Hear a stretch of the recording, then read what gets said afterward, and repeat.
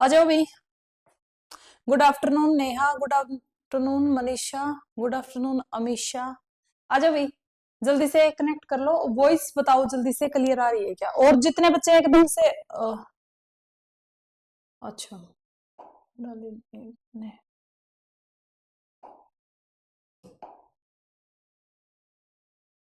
राधे राधे भाई, good afternoon.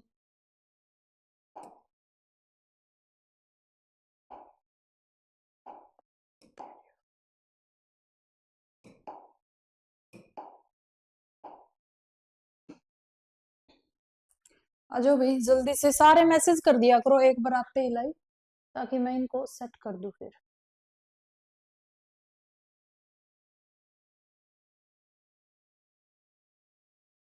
चलो चलो भाई, गुड आफ्टरनून भाई सभी को। हाँ आराम से पढ़ लो भाई सरिता, बिल्कुल ठीक है। चलो स्टार्ट स्टार्ट करें।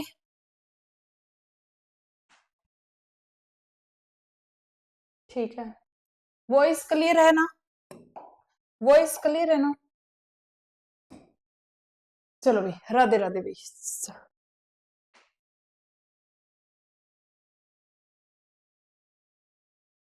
कॉमन सब्जेक्ट एंड बायो का सिलेबस करने पर क्या एस्टेट हो जाएगा क्या? भाई सारी चीजें करो, ठीक है। केमिस्ट्री और फिजिक्स को क्यों छोड़ रहे हो? इतने अच्छे अच्छे सब्जेक्ट है, केमिस्ट्री फिजिक्स, नंबर भी स्कोरिंग है भाई। फिजिक्स केमिस्ट्री तो बहुत ज्यादा स्कोरिंग है।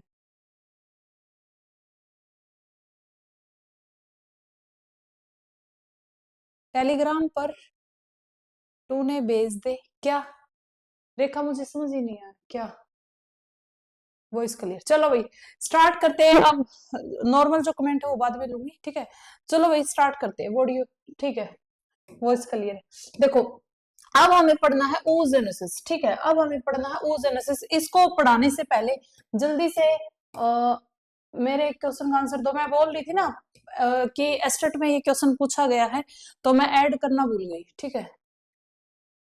ठीक है चलो भाई, the process of release of sperm from seminiferous tubule is known as, बताओ भाई जल्दी से, जल्दी। शुक्राणु का रेता नलिकाओं से निकलना क्या कहलाता है? ये मैं बता रही थी तुमसे कि पीवाईक्यू पूछा गया है, बट हाँ उस दिन मैंने ऐड नहीं किया, इसलिए मैं आज ऐड कर रही हूँ। पता है कल एक बच्चे का मैसेज आया मेरे पास, वो बोल रहा था मैम जितने आप पीवाईक्यू बताते हो क्या पूछे गए हैं क्या? मतलब तुम्हें डाउट है कि जो मैं पीवाईक्यू बता रही हूँ कि वो पूछे गए या नहीं। तो हर चीज का स्क्रीनशॉट लेकर अटैच करना थोड़ा सा मुझे ऐसे लग रहा है, ठीक है। हर चीज का अटैच करना। इजाकुलेशन सरिता, उषा गलत है। हाँ तो क्या वो उन्होंने क्या बोला कि मैम हर चीज का जो आप पीवाईक्यू बताते हो वो पूछे गए हैं। तो मतलब बच्चों को विश्वास ही नहीं होता टीचर पे कि जो टीचर बता रहा है वो सही बता रहा है या नहीं बता रहा। और भाई मैं तो सारा क्वेश्चन दिखाती हूँ तुम लोगों को, ठीक है। कई क्वेश्चन ऐसे होते हैं स्क्रीनशॉट लेना भूल जाते हैं, या फिर कई बार ऐसा होता है कि बोर्ड में अटैच नहीं हो पाता, इसलिए थोड़ा सा।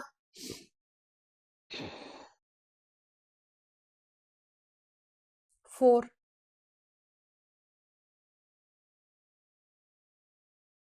बताओ भाई जल्दी से एक बार, तुम इसका आंसर बताओ जल्दी से।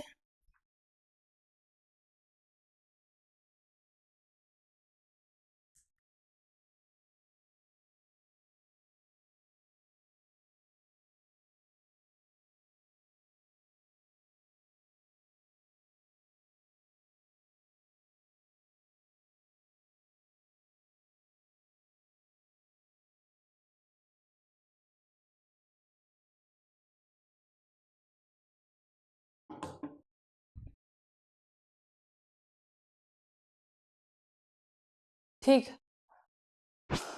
क्या कर रहे हो तुम? मैंने रिलीज ऑफ स्पर्म क्या बताया था अभी तुम लोगों को? रिलीज, स्पर्म का रिलीज होना, स्पर्मिएशन, रिलीज होना स्पर्म का, स्पर्मिएशन। दो फॉर्मेशन है स्पर्म की, ठीक है। और नॉर्मल कोशिकाओं से स्पर्म का बनना वो अलग है, फॉर्मेशन स्पर्म की वो अलग है, और रिलीज होना स्पर्म का वो अलग है। तीनों टर्म के अंदर डिफरेंस बताया था, फिर भी बहुत सारे बच्चों ने ठीक भी किया है, पर बहुत सारे बच्चों ने गलत भी किया है। पूजा रानी का गलत है, अमीषा का गलत है, रेखा का ठीक है। चलो ठीक है, तो ये क्वेश्चन पूछे जाते हैं भाई तुम लोगों से, ठीक है। चलो नेक्स्ट बढ़ जाते हैं अब आगे, नेक्स्ट बढ़ जाते हैं आगे। oogenesis क्या है अब? oogenesis, हाँ ठीक है। चलो भाई oogenesis ये अभी लेटेस्ट ही पूछा गया था, 2024 का है शायद, ये पता नहीं 23 का है, पता नहीं 24 का है, तो ये एस्टेट में लेटेस्ट ही पूछा गया है। दूसरी एक बात और बता दूं, स्क्रीनिंग के एग्जाम में बहुत सारे रिप्रोडक्शन से क्वेश्चन है, जो पीवाईक्यू बताती जा रही हूँ ना, मतलब तुम पता नहीं कैसे बच्चे हो, मतलब तुम्हें लगता है कि मैम पता नहीं ऐसे ही बता रही है ना। पीवाईक्यू वो कल वो बच्चा ऐसे बोला कि मैम आप जितने पीवाईक्यू बताते हो क्या वो आए हुए हैं क्या पेपर में? तो भाई नहीं, अगर तुम्हें लग रहा तो खुद ट्राई कर लो, ठीक है। अब मैं सारा दिन गूगल पे निकालती हूँ, पीवाईक्यू निकालती हूँ, केवीएस के निकालती हूँ, डीटी प्लस बी के निकालती हूँ, एसटी निकाल रही हूँ, फिर स्क्रीनशॉट ले रही हूँ, फिर कंटेंट में ऐड भी कर रही हूँ उनको कि ये मुझे बताना है पीवाईक्यू पीवाईक्यू। तो इतनी जो मेहनत मैं कर रही हूँ वो तुम करके देख लो भाई, ठीक है, तुम्हें पता चल जाएगा। हाँ, जिम्नोस्पर्म के बाद नोट्स में ऐड कर लो, ठीक है, ठीक है। आवाज सही से नहीं आ रही क्या? अब तो सही से आ ही रही होगी। चलो भाई, अब है हमारे पास oogenesis। अब क्या है हमारे पास oogenesis, ठीक है। ये क्या होता है oogenesis? अंडाणु जनन, मतलब ओवम। जैसे मैंने तुम्हें बताया स्पर्म कैसे बना है, वैसे ही सेम है, मैं तुम्हें बताऊंगी ओवम कैसे बना है, ठीक है। कैसे अंडाणु बनता है, कैसे ओवम बनता है, आज हम लोग वो सीखेंगे। तो फॉर्मेशन ऑफ ओवम, ठीक है, अंडाणु का बनना। आवाज बीच में थोड़ी थोड़ी अलग हो रही, शायद माइक बहुत ज्यादा पास में है इसलिए अलग हो रही है, बता देना भाई तुम, ठीक है। चलो चलो स्टार्ट करते हैं। अब ये क्या है? Formation of ovum. ओवम अंडाणु का बनना क्या कहलाता है? oogenesis कहलाता है। क्या कहलाता है? oogenesis कहलाता है, ठीक है। Embryonic development stage. अब तुम मुझे बताओ, मैंने तुम्हें बताया था कि जो स्पर्म बनते हैं ना वो कब बनते हैं? प्यूबर्टी में बनते हैं ना। स्पर्म बनते हैं कब बनते हैं? प्यूबर्टी में। तुम्हारा रिवाइज हो जाएगा वो भी। तो स्पर्म की फॉर्मेशन प्यूबर्टी में होती है, बट इसके अंदर ऐसा नहीं है भाई। जैसे गर्भ के अंदर फीमेल, अगर तुम्हें पता, हाँ एक कल एक लड़की ने बोला कि मैम जब स्टार्टिंग में फर्टिलाइजेशन हो जाता है क्या उसके 3 महीने बाद लड़का लड़की अलग अलग मतलब होते हैं, या फिर स्टार्टिंग में भाई बिल्कुल निषेचन होते ही, निषेचन होते ही, ये निषेचन होते ही पता चल जाता है कि लड़की है या लड़का। ऐसा नहीं होता कि 3-4 महीने, वो तो भाई उसके ऑर्गन बाद में बनते हैं ना, ऑर्गन बाद में बनते हैं, जिससे हमें मतलब डायग्नोज हो जाता है कि ये लड़की है या लड़का है। लेकिन मतलब जो निषेचन हुआ, फर्टिलाइजेशन हुआ, उसी टाइम पता है, उसी टाइम मतलब क्लियर है कि ये लड़का है या फिर ये लड़की है, ठीक है। लड़का है या फिर ये लड़की है, ठीक है। मेरे माइक में प्रॉब्लम नहीं है निशा शर्मा, मेरा माइक आज थोड़ा सा पास में हो गया ना, इसलिए माइक पास में है इसलिए, ठीक है। तो इसमें भाई जो इसके अंदर ये oogenesis है, एम्ब्रियोनिक डेवलपमेंट स्टेज से ही अंडाणु जनन स्टार्ट हो जाता है। बहुत इंपॉर्टेंट बात है ये कि जो अंडाणु, ठीक है, हाँ ये जो दवाइयां लेते हैं ये बहुत बेकार चीज है, बहुत बकवास चीज है। भाई जब तुम साइंस ही पढ़ रहे हो, निषेचन हुआ, बच्चा बच्ची क्या है वो उसी टाइम तय हो गया, उसके बाद बोलते कि 1 महीने बाद वो पी लो, ये दवाई ले लो, वो दवाई ले लो, ऐसा कुछ होता ही नहीं है, ऐसा सीरियसली कुछ नहीं होता, ठीक है। और लड़कियों को भाई देवी मानो, मतलब सीरियसली बहुत प्यारी होती है, मतलब अपनी खोपड़ी से तो ये चीजें निकालो एटलीस्ट, ठीक है। तो देखो एम्ब्रियोनिक डेवलपमेंट स्टेज से ही अंडाणु जनन शुरू हो जाता है, ठीक है भाई। और कहा, जब मतलब गर्भाशय में ही है, जब भाई अगर फीमेल है, गर्भाशय के अंदर फीमेल है, ठीक है, बेबी चाइल्ड है, गर्ल है गर्भाशय में, तो एम्ब्रियोनिक डेवलपमेंट से ही क्या स्टार्ट हो जाता है? oogenesis स्टार्ट हो जाता है। स्पर्म की फॉर्मेशन प्यूबर्टी से, देखो मैंने बताई थी सारी चीजें, वहां पर प्यूबर्टी से होती है, यहाँ पर बिल्कुल बिल्कुल गर्भाशय से ही स्टार्ट हो जाता है, ठीक है। सब वहम है, ये बकवास चीजें हैं दवाई वगैरह, ठीक है। चलो भाई, अब आगे उसके बाद, अब देखो हम लोगों ने जैसे स्पर्म की फॉर्मेशन पढ़ी थी कैसे बना, वैसे ही हम लोग ओवम की फॉर्मेशन पढ़ेंगे, ठीक है। तो प्राइमरी जर्म सेल, इसको क्या बोला गया है, ओगोनिया। सबसे पहले जो प्राइमरी जर्म सेल है, जो फीमेल की प्राइमरी जर्म सेल है, उसका नाम क्या है, ओगोनिया। हिंदी के अंदर अंडजननी, इसी से अंडे का निर्माण हुआ, इसलिए इसको अंडजननी मां है ये, ठीक है, ओगोनिया है। अब ये ओगोनिया जो प्राइमरी जर्म सेल है, ये क्या करेगी, मल्टीप्लीकेशन करेगी। क्या करेगी, मल्टीप्लीकेशन, डिवाइड करेगी। ये एक जर्म सेल है, डिवाइड तो करेगी, बिल्कुल करेगी। कैसे करेगी, माइटोसिस से करेगी। कैसे करेगी, माइटोसिस से करेगी। और क्या बन जाएगा, अभी इसने कुछ बनाया है, माइटोसिस से तो सेम ही है, माइटोसिस से तो सेम ही बनेगा, तो सेम वैसे ही प्रोसेस है। क्या बन गया, ओगोनिया बन गया, अंडजननी ही है अभी तक ये, सिर्फ इसने मल्टीप्लीकेशन किया है बाय माइटोसिस। माइटोसिस से कोई वेरिएशन थोड़ी ना आती, मियोसिस से आती वेरिएशन, तो ठीक है मैम समझ गए। ये भी कैसी है, 2n है, हैप्लॉइड है। ये भी कैसी 2n, तुम्हें पता है लड़की होती है जो अभी हम फीमेल पढ़ रहे हैं, तो लड़की के क्रोमोसोम क्या है, 44 प्लस XX, ठीक है। लड़के के क्या है, 44 प्लस XY। तो जो फीचर लड़के को पैदा करने वाला फीचर तो लड़कों के पास ही है ना भाई, वो लड़कियों को बेचारियों को बदनाम करते रहते हैं, है ना। तो जो XY है वो तो लड़के के पास है, इसके पास क्या है, 44 प्लस XX, ठीक है मैम समझ गए। अब इसकी क्या होगी भाई, ग्रोथ होगी, इसकी क्या होगी, ग्रोथ होगी, और इसका विभेदीकरण हो जाएगा, डिफरेंशिएशन हो जाएगा, और इससे ये क्या बन जाएगी, प्राइमरी ओसाइट बन जाएगी, प्राइमरी कोशिका, प्राथमिक कोशिका बन जाएगी, प्राइमरी ओसाइट बनेगी, ग्रोथ हो जाएगी इसकी, ठीक है। अभी तक हम लोगों ने क्या पढ़ा है कि प्राइमरी जर्म सेल है जिसको ओगोनिया बोला गया है, ये अंडजननी है, यहीं से हमें ओवम मिलेगा। तो इसकी मल्टीप्लीकेशन होगी, तो मल्टीप्लीकेशन में बाय माइटोसिस से कोई नई चीज नहीं बनी, तो इसी को क्या बोला गया है, अभी भी ओगोनिया ही बोला गया है, डिप्लॉइड होती है, सभी को पता है। उसके बाद इसकी ग्रोथ कर दी, डिफरेंशिएशन कर दिया, विभेदीकरण करने के बाद ये प्राथमिक कोशिका बन जाएगी। क्या बन जाएगी, प्राथमिक कोशिका, ठीक है। इसके बाद यहां से चेंजेस स्टार्ट हो जाएगा। यहां से क्या चेंजेस होएगा, जो स्पर्म में और इसमें, यहां से चेंजेस स्टार्ट होएगा।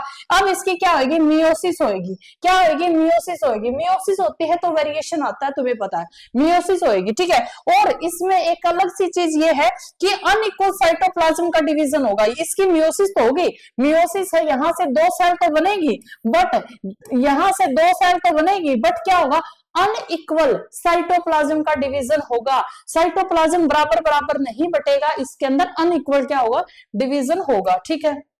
ठीक है मैम, तो ये क्या था, प्राइमरी oocyte था, मियोसिस हो गई, अनइक्वल साइटोप्लाज्म का क्या होगा, डिवीजन होगा। तो इसमें क्या होगी, 2 जगह ये क्या होगी, बट गई भाई। इसमें इसको क्या बोलोगे, सेकेंडरी oocyte, सेकंड कोशिका, द्वितीय कोशिका, इसी से द्वितीय अंडक से ही क्या बनेगा, ओवम बनेगा। और दूसरा फर्स्ट पोलर बॉडी बन जाएगी। क्या बन जाएगी, फर्स्ट पोलर। देखो जो हमारे पास प्राइमरी कोशिका है ना, उसका मियोसिस होगा 2 पार्ट में, एक होगा सेकेंडरी कोशिका बन जाएगी, एक बन जाएगा फर्स्ट पोलर बॉडी। और ये जो फर्स्ट पोलर बॉडी बनी है, फर्स्ट पोलर बॉडी बनी है, ये ह्यूमन के केस में क्या हो जाती है, डिजर्नेट हो जाती है, खत्म हो जाती है। बट दूसरे ऑर्गेनिज्म में ये जो बॉडी बनती है, इसका आगे मतलब आगे डिवीजन होता है और आगे 2 पोलर बॉडी बन जाती है, ठीक है।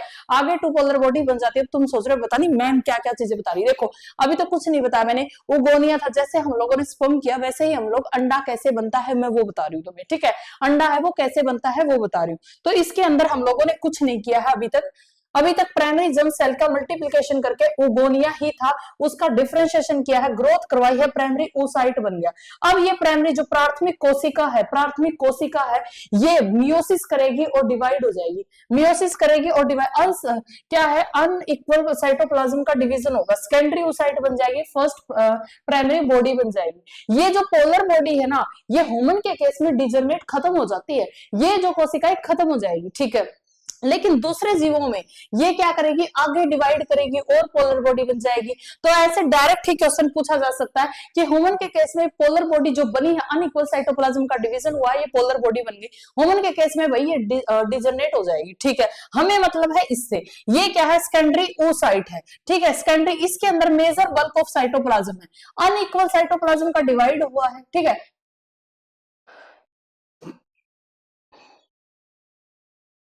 हाँ, रिप्रोडक्शन आएगा मित्तल कपूर, बिल्कुल आएगा। क्या है, मिताली कपूर, बिल्कुल आएगा। रिप्रोडक्शन कोई भी पेपर दे रहे हो, कोई भी पेपर दे रहे हो, ह्यूमन रिप्रोडक्शन, नॉर्मल का रिप्रोडक्शन, जो नॉर्मल मैं समझा चुकी, 2 क्लास ली है मैंने, फिर ह्यूमन रिप्रोडक्शन और प्लांट में रिप्रोडक्शन, ये तीनों ऐसे टॉपिक है जो हमेशा आते हैं। हाँ एक चीज है, लेवल का फर्क होता है। जैसे अब ये वाला टॉपिक है, ये हायर लेवल के लिए है, तो ये छोड़ सकते हो, ठीक है, ये छोड़ सकते हो मिताली, ठीक है, ये आप छोड़ सकते हो क्योंकि ये हायर लेवल है। आपको टर्म पता होनी चाहिए, जैसे ओगोनिया क्या होता है, अंडजननी है, ठीक है, फॉर्मेशन ऑफ ओवम, सिर्फ ये टर्म पता होनी चाहिए। हाँ ये चीजों को हटा सकते हो, स्किप कर सकते हो, ठीक है। चलो भाई पढ़े भी आगे।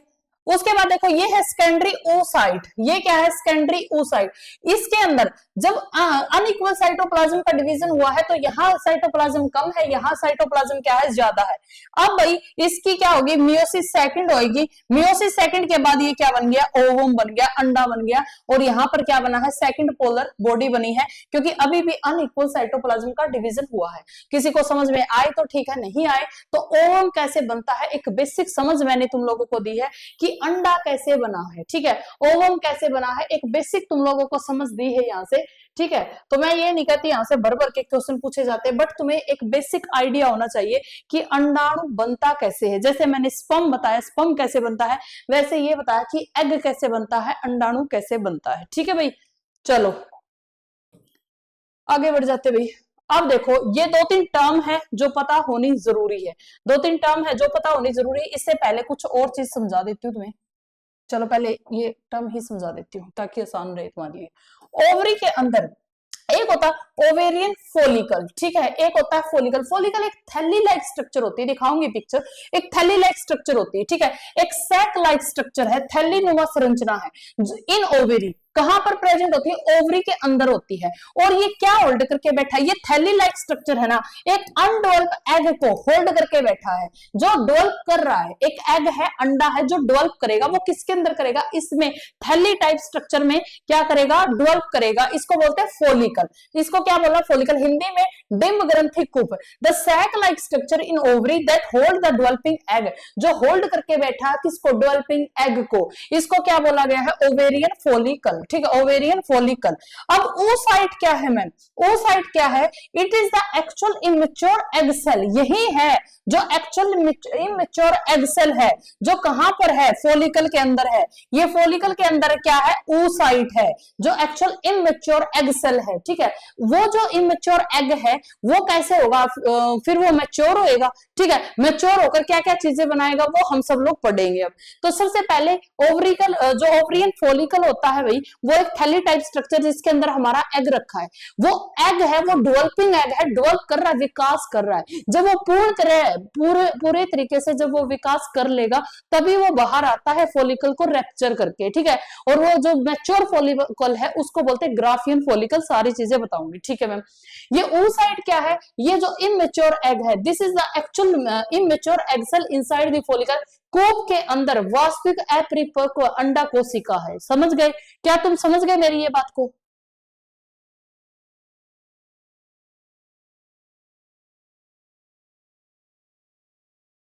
अच्छा ठीक है मिताली कपूर, ये मैं साथ के साथ बताती चलूंगी, ठीक है, ये मैं साथ के साथ बताती चलूंगी। तो बाकी तुम्हारा बैच है अब कंप्लीटली अलग हो जाएगा इनसे, ठीक है,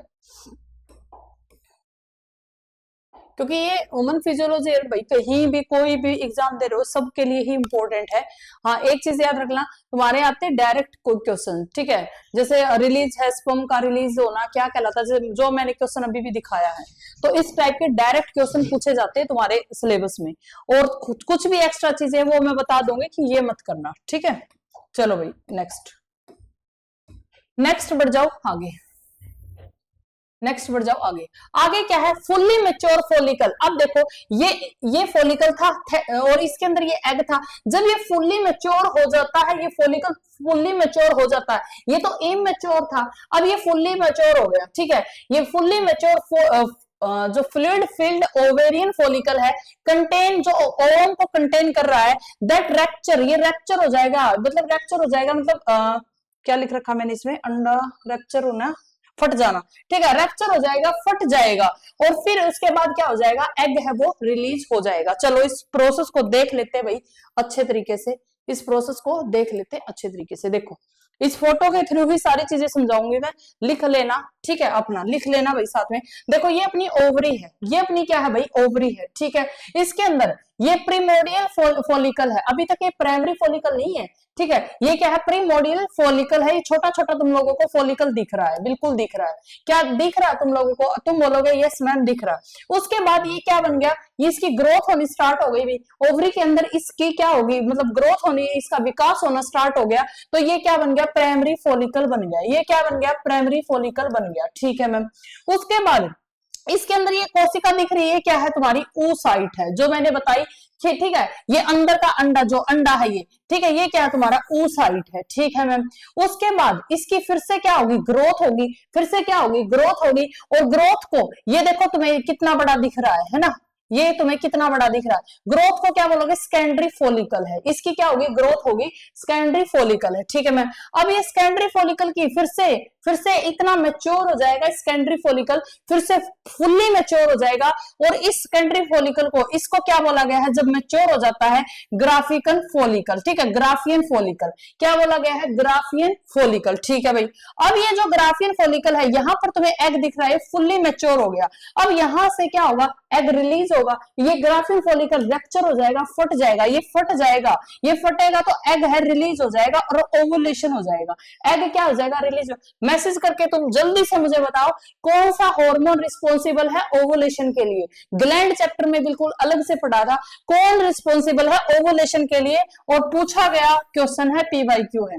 तो यहां से क्या हो गया भाई, ओवुलेशन हो गया, ठीक है मैम। अब ये जो बचा हुआ, ये एग तो ठीक है निकल गया, और ये जो बचा हुआ पार्ट है, ये बचा हुआ पार्ट है, इसको बोलते हैं कॉर्पस लूटियम, ये बचा हुआ पार्ट है, ये क्या है भाई, कॉर्पस लूटियम, ठीक है। कॉर्पस लूटियम भी अपना बहुत इंपॉर्टेंट रोल करता है, ये क्या है, कॉर्पस लूटियम, और उसके बाद ये वापस से कॉर्पस लूटियम है वो डिजनरेट हो जाता है, आगे की स्टोरी बाद में बताऊंगी, ये पूरी स्टोरी है भाई इसकी, ठीक है, ये पूरी स्टोरी है इसकी। अब एक बार और देखो अच्छे से, और देखो इसको अच्छे से, ये हमारे पास क्या है, प्रीमोडियल फॉलिकल है, ठीक है, इसके अंदर की जो कोशिका है, इसका नाम मैंने क्या दिया, oocyte है। इसके बाद ये थोड़ा सा मैच्योर होगा, ये तुम्हें दिख ही रहा है, ठीक है, थोड़ा सा मैच्योर हो गया, इसको बोला है प्राइमरी फॉलिकल, ठीक है मैम, ठीक है।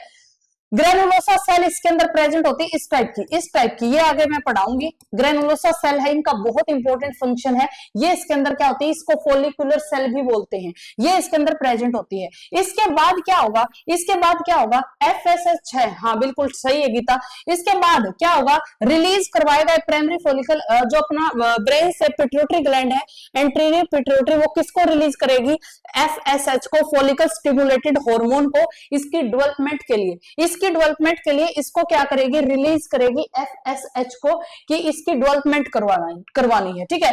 जब इसकी प्राइमरी फॉलिकल की डेवलपमेंट कौन करवाएगा, FSH, याद रख लेना, FSH क्या करवाएगा, इसकी डेवलपमेंट करवाएगा, और ये क्या बन जाएगा, सेकेंडरी फॉलिकल बन जाएगा, क्या बन जाएगा, सेकेंडरी फॉलिकल बन जाएगा, ठीक है। और डेवलप होने के बाद ये जो एग है, यहां से कौन सा हार्मोन रिलीज होगा, LH, ठीक है, सबका ठीक है भाई, LH रिलीज होगा, ल्यूटेनाइजिंग हार्मोन रिलीज होगा, और ये ल्यूटेनाइजिंग हार्मोन ही रिस्पॉन्सिबल है ओवुलेशन के लिए। यहां से क्या हो गया, ये एग निकल गया भाई, ओवुलेशन हो गया, ठीक है, एग रिलीज हो गया, और ये जो बचा हुआ पार्ट था, इसको बोला है कॉर्पस लूटियम, बचे हुए पार्ट को बोला गया है क्या, कॉर्पस लूटियम। क्या मेरी इतनी स्टोरी तुम लोगों को समझ में आई, जल्दी बताओ, क्या मेरी इतनी स्टोरी तुम लोगों को समझ में आई या नहीं आई, बताओगे, क्या ये गाथा जो मैंने गाई है, ये तुम लोगों को समझ में आई है या नहीं आई, बताओगे जल्दी से।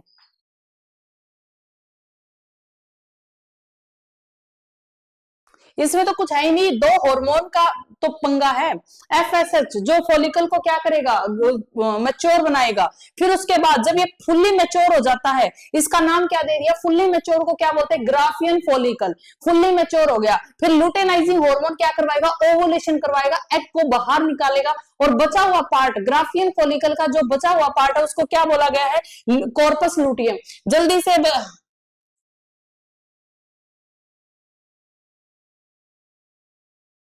चलो ठीक है, ये सबका ठीक है, ठीक है। तो ये चीज तुम्हें समझ में आ गई नहीं, बिल्कुल आ गई होगी यहाँ तक, ठीक है, ये बिल्कुल आ गई होगी यहाँ तक। तो ये ग्राफियन फॉलिकल है, ग्राफियन फॉलिकल आगे क्या होगा, रैप्चर होगा, एग निकल जाएगा, ओवुलेशन, फिर उसके बाद ये क्या बचेगा, कॉर्पस लुटियम, ठीक है। कॉर्पस लुटियम अपने दो काम करता है, तुम्हें पता ही है, मैं लिखवा भी चुकी हूँ, लेकिन अभी अलग से भी मैंने लिखे हैं इसको, ठीक है। चलो, उसके बाद जो रिमेनिंग पार्ट है ग्राफियन फॉलिकल का, उसको बोलते हैं कॉर्पस लुटियम, ठीक है। अब ओवरी के अंदर एस्ट्रोजन, इसकी स्पेलिंग भाई तुम ये मत करना गलत है, ये भी ठीक है, ठीक है।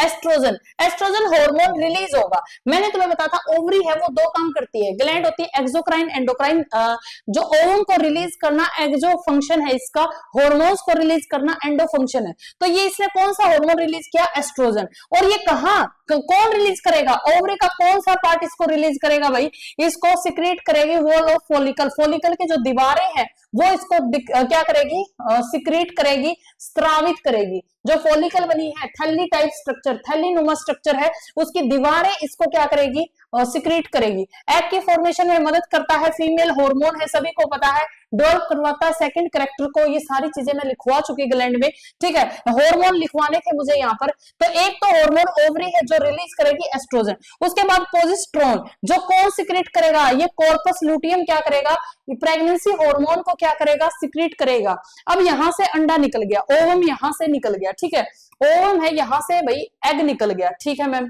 इसमें अच्छे से दिखेगा तुम्हें, ये रहा ओवम, एग निकल गया, फेलोपियन ट्यूब में चला गया, ठीक है। अब इसके पास अगर निषेचन हो जाता है, निषेचन हो जाता है तो प्रेगनेंसी हार्मोन को कौन रिलीज करवाता है, कॉर्पस लुटियम, ठीक है। और क्या काम करेगा, एंडोमेट्रियम की जो दीवारें है ना, एंडोमेट्रियम जो अंदर की सतह है, जो हमारा गर्भाशय के अंदर की सतह जो एंडोमेट्रियम है उसको भी थिक करेगा, मतलब मोटा करेगा भाई, कहीं फर्टिलाइजेशन निषेचन हो ना जाए, तो जो अंदर की आंतरिक दीवार है एंडोमेट्रियम, उसको क्या कर देगा, ये मोटा करेगा, ठीक है, क्या करेगा, मोटा करेगा, ताकि वो उसी को वहां आके चिपकना, वो आगे चीजें बताऊंगी मैं, ठीक है। तो किस कॉर्पस लुटियम क्या काम करेगा कि एक तो जो एंडोमेट्रियम है उसकी दीवारों को मोटा करेगा, प्रोजेस्टेरोन हार्मोन को रिलीज करेगा, साथ के साथ भी एक काम और करता भाई, बट वो अभी नहीं है, प्रेगनेंसी जब भी डिलीवर होता है तब सिक्रेट करता है ये रिलैक्सेशन हार्मोन को, जो मतलब पेल्विक रीजन है उसको, उसकी बोन को क्या करेगा, रिलैक्स करेगा, ठीक है, ये तो बाद की बात है। बट अभी ये क्या करता है, एंडोमेट्रियम की दीवार को थिक बनाएगा। अगर फर्टिलाइजेशन नहीं होता, निषेचन नहीं होता, तब क्या होगा, तब ये जो कॉर्पस लुटियम है ये खत्म होना स्टार्ट हो जाता है, डिजर्नेट होना स्टार्ट हो जाता है, और एंडोमेट्रियम की जो दीवारें इतनी मोटी मोटी जो भित्ति बनाई थी वो भी क्या होती है, वो टूटना स्टार्ट कर देती है, रोती बेचारी। कॉर्पस लुटियम जो उसका काम कर रहा था वो तो उसका सपोर्ट नहीं कर रहा, वो तो खत्म हो गया। तो एंडोमेट्रियम की जो दीवारें वो रोती है, और ब्लड की फॉर्म में, ठीक है, तो ब्लड की फॉर्म में बेचारी रोती है, तो उसी को बोलते हैं मेंसुरेशन साइकिल, ठीक है, उसी को बोलते हैं मेंसुरेशन साइकिल, ठीक है। कौन सी लास्ट स्लाइड दिखाऊं भाई मैं, ये वाली, प्रियंका। तो ये सारा मैंने एक्सप्लेन कर दिया तुम लोगों को, इस पिक्चर से ही मैं इसको एक्सप्लेन करना चाहती थी, ये सारा तुम्हें खुद को ही लिखना है, ठीक है, सारा तुम्हें खुद को ही लिखना है। चलो भाई, अब मेंस्ट्रुएशन साइकिल क्या होता है, वैसे मैं बता चुकी कैसे होता है, बट अलग से लिख के भी समझा दूंगी एक बार और। मेंस्ट्रुएशन साइकिल रिप्रोडक्टिव साइकिल सभी के अंदर होता है, चाहे वो मंकी है, एनिमल है, ह्यूमन है, मतलब इनके अंदर, ठीक है, यानी कि वानरों के अंदर, ठीक है, और ये जो बड़े बड़े टाइप के वानर, एपीज बोलते शायद इनको, ठीक है। हाँ वो बताऊंगी रेखा, क्यों रह जाता है, ये चीज भी बताऊंगी आगे। उसके बाद एपी, मंकी और ह्यूमन बीइंग, तुम्हारा एक सिंगल डाउट नहीं बचेगा, बस तुम आराम आराम से देखते जाओ, एक बार समझते जाओ, ठीक है, सिंगल डाउट भी नहीं बचेगा।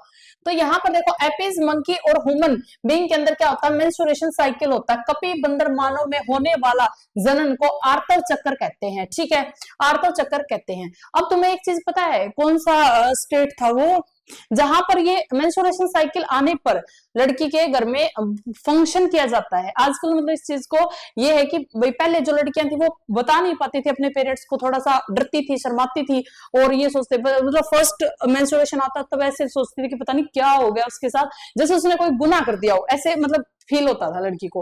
बट अब कुछ स्टेट के अंदर ऐसा किया जाने लग गया कि लड़की को फर्स्ट मेंस्ट्रुएशन साइकिल, फर्स्ट रजो दर्शन आता है तब मतलब घर में फंक्शन किया जाता है, ताकि मतलब उस लड़की को अच्छा महसूस हो, ठीक है, ठीक है।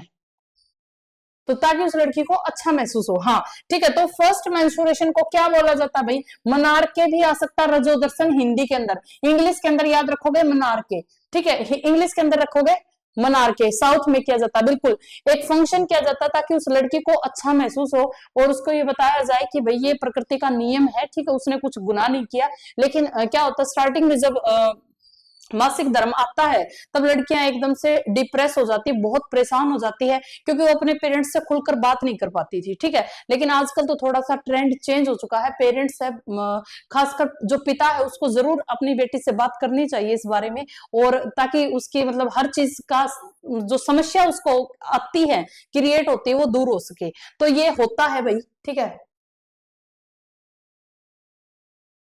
हाँ चलो, तो अब ये कब आता भाई, प्यूबर्टी एज में आता, तुम्हें पता है फर्स्ट रजोदर्शन प्यूबर्टी एज में आता, 12 से 13 साल की उम्र में आ जाता है, ठीक है। उसके बाद भाई लास्ट मेंस्ट्रुएशन 50 ईयर, ठीक है, उसके बाद भाई वो औरत है वो प्रेग्नेंट नहीं हो सकती, वो सैरोगेसी करवाए वो एक अलग चीज है। 50 साल के बाद जब ये बंद हो जाते हैं तो प्रेगनेंसी नहीं हो पाती, तो उसके अल्टरनेट ढूंढते हैं फिर, ठीक है, कैसे भी करके। तो अंतिम रजोदर्शन है, इसको क्या बोला गया है, मोनोपोज, पोज हो गया, ये पोज हो गया, रुक गया, ठीक है। बहुत बढ़िया भाई प्रियंका, चलो रजो निवर्ती, ठीक है, इसको बोलते हैं रजो निवर्ती, ठीक है। चलो हाँ, अब तो बहुत ट्रेंड बदल चुका है, पेरेंट्स है वो पापा है जो मेनली, ठीक है, और वो बहुत भाई रखते हैं बच्चों को, केयर भी करते हैं, बात भी करते हैं, अब ट्रेंड ये काफी चेंज हो चुका है, ठीक है। पहले नहीं था, पहले तो पता नहीं ऐसा लगता था कि लड़कियां पता नहीं क्या बेचारी, उसको क्या, उसने ऐसा गुनाह कर दिया, वो छुपती फिरती रहती थी, तो ऐसा अब नहीं होता, चलो अच्छी बात है, चलो ठीक है। उसके बाद क्या भाई, नॉर्मल इंटरवल, तुम्हें पता है कि इसका मेंस्ट्रुएशन साइकिल का नॉर्मल इंटरवल 28 से 29 डेज का होता है, ये सभी को पता। 20 जो नॉर्मल है, जो लड़कियां नॉर्मल है, अब नॉर्मल तो भाई 2-2 महीने 3-3 महीने तक भी नहीं आ पाते, उनको जल्दी भी आ जाते, वो अब नॉर्मल चीजें हैं, डॉक्टर को दिखा लेना चाहिए। लेकिन 28 से 29 डेज ये क्या है, नॉर्मल है, ठीक है। The cycle of event start from one menstruation to next है, उसी को मेंस्ट्रुएशन एक मेंस्ट्रुएशन से दूसरे मेंस्ट्रुएशन का जो साइकिल है उसी को क्या बोला गया है, मेंस्ट्रुएशन साइकिल। यह रजोधर्म से दूसरे रजोधर्म के बीच की घटना को आर्तव चक्कर कहते हैं, ठीक है, ये सभी को तुम लोगों को पता ही है। अब मेंस्ट्रुएशन साइकिल क्यों होते हैं भाई, क्या होता है ऐसा, ठीक है, वैसे मैं बता चुकी, लेकिन एक बार लिख रखा मैंने। तो मेंस्ट्रुएशन साइकिल क्यों होते हैं, because it prepare the body for pregnancy. अब अंडा रिलीज हो गया, ठीक है, ओवरी से, तो जो कॉर्पस ल्यूटियम है उसने क्या किया भाई, एग रिलीज होने का मतलब ये मानते हैं ना कि फर्टिलाइजेशन हो जाएगा। अगर फर्टिलाइजेशन नहीं हुआ, निषेचन नहीं होता उस दौरान, कुछ भी ऐसा सर्कमस्टांस है कि निषेचन नहीं हुआ, तो जो कॉर्पस लुटियम ने क्या किया था, जो एंडोमेट्रियम की दीवार को मोटा कर दिया था, एंडोमेट्रियम की दीवार को थिक कर दिया था, प्रिपरेशन कर दी थी कि प्रेगनेंसी हो जाएगी, और वो प्रेगनेंसी नहीं हो पाती, निषेचन नहीं हो पाता, तो जो एंडोमेट्रियम है वो क्या करना स्टार्ट करेगी, टूटना स्टार्ट कर देगी, और टूटेगी ना तो वो ब्लड की फॉर्म में बाहर निकलेगी, उसके जो थिक जो लाइनिंग है वो टूट जाएगी और ब्लड की फॉर्म में बाहर आ जाएगी। इसी को बोला जाता है मासिक चक्र, आर्तव चक्र, because it prepare body for pregnancy each month and egg release, ठीक है। द लाइनिंग ऑफ यूरेटस है वो थिक हो जाती है if pregnancy does not occur, अगर प्रेगनेंसी नहीं होती तो जो थिक लाइनिंग है एंडोमेट्रियम की वो टूट जाती है भाई, और किसकी फॉर्म में बाहर आता है, ब्लड की फॉर्म में, उसी को मेंस्ट्रुएशन साइकिल बोलते हैं, ठीक है, उसी को मासिक धर्म बोल लो, आर्तव चक्र बोल लो, कुछ भी बोल लो, ठीक है। यहां तक तुम लोगों को आई थिंक कोई भी डाउट नहीं होगा, यहां तक तुम लोगों को कोई भी डाउट नहीं होगा। उसके बाद है भाई इंसेमिनेशन, ठीक है, वीर्यसेचन, उसके बाद है इंसेमिनेशन, वीर्यसेचन, रिलीज ऑफ स्पर्म, स्पर्म का रिलीज होना पेनिस से, सेशन से इनटू द वजाइना, ठीक है, और जो फीमेल की योनि में पेनिस, स्पर्म का रिलीज होना पेनिस से औरत की योनि में या फिर फीमेल की योनि में इन रिप्रोडक्टिव ट्रैक्ट से, उसको इंसेमिनेशन बोलते हैं, ठीक है, उसको क्या बोलते हैं, इंसेमिनेशन बोलते हैं। हिंदी के अंदर क्या लिखोगे कि शुक्राणु का निकलना कहां से, सेशन से और कहां तक, जो महिलाओं की योनि तक किसके थ्रू, रिप्रोडक्टिव ट्रैक के थ्रू, यानी कि जो रिप्रोडक्टिव ट्रैक के थ्रू, याद ही कर लेना, ठीक है, नलिका के थ्रू, उसको क्या बोला गया है, वीर्यसेचन बोला गया है, उसको क्या बोला गया है, वीर्यसेचन बोला गया है। बाइसेक्सुअल इंटरकोर्स के थ्रू ये चीजें होती है, सभी को पता ही है। हाँ, अब एक याद रख लेना, जो वजाइनल कनाल है, ठीक है, जो योनि की जो नलिका है उसके अंदर जो मीडियम होता है, कैसा मीडियम होता है भाई, एसिडिक मीडियम होता है। जो वजाइनल कनाल होती है ना, उसके अंदर एसिडिक मीडियम होता है, ठीक है, क्या होता है, एसिडिक मीडियम होता है, ठीक है। अब देखो ये क्या है, वजाइनल कनाल है, ठीक है, इसके अंदर पीएच है वो 3 to 4 होती है, एसिडिक मीडियम 3 to 4 होती है, ठीक है। उसके बाद सर्विक्स आ जाता है, तुम्हें पता ही है, इस टाइप से क्या आ जाता है, सर्विक्स आ जाता है, इस टाइप से क्या आ जाता है, सर्विक्स आ जाता है, ठीक है। और यहाँ पर सर्विक्स के पास एक म्यूकस टाइप चिपचिपा पदार्थ होता है, यहाँ पर म्यूकस टाइप एक चिपचिपा पदार्थ होता है सर्विक्स के पास, ठीक है। अब वो जो स्पर्म आए भाई, दूल्हे राजा आएंगे, ठीक है, दूल्हे राजा आएंगे, यहाँ पर बहुत सारे दूल्हे राजा आए, क्योंकि स्वयंवर तो था ही भाई, तो यहाँ पर इतना पीएच वो है, इतना कम पीएच है, तो आधे स्पर्म तो यही मर जाएंगे, ठीक है, आधे स्पर्म तो यही मर जाएंगे। फिर उसके बाद यहाँ पर पहुंचेंगे, ठीक है भाई। अब ये म्यूकस इतना चिपचिपा पदार्थ है, और ये तुम्हें एक चीज वैसे याद रख लेना, ये जो सर्विक्स है, जो ये म्यूकस है ना, अगर जैसे ही एग रिलीज हो जाता है तो म्यूकस थोड़ा सा पतला हो जाता है, ठीक है, इतना नहीं बिल्कुल पानी पानी हो जाएगा, लेकिन हल्का सा पतला हो जाता है। इससे टेस्ट भी करते हैं डॉक्टर की ओवुलेशन हो चुका है या नहीं हो चुका। अगर म्यूकस थोड़ा सा पतला है, इसका मतलब ओवुलेशन हो चुका है, ठीक है। ये थोड़ी सी जनरल नॉलेज की बातें हैं। तो अब यहाँ पर ये कुछ यहाँ पर चिपकेंगे, ठीक है भाई। उसके बाद ये क्या है, गर्भाशय है, उसके बाद ये क्या है, गर्भाशय भाई। अब यहाँ पर ये थोड़ा सा यहाँ पर चिपकेंगे, फिर उसके बाद ये फैलोपियन ट्यूब है। तो बोलते ना कि अरे ये क्या हो गया,